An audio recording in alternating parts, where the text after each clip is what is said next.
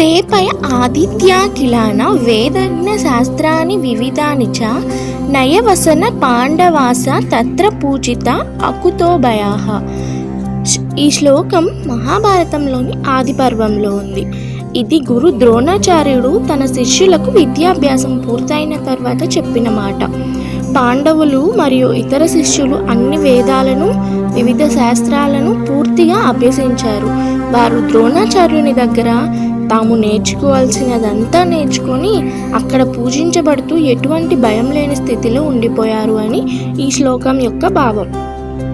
ఇది ఏ సందర్భంలో చెప్పారంటే, పాండవులు కౌరవులు గురు ద్రోణాచార్యుని వద్ద ఆయుధ విద్యను అభ్యసించారు.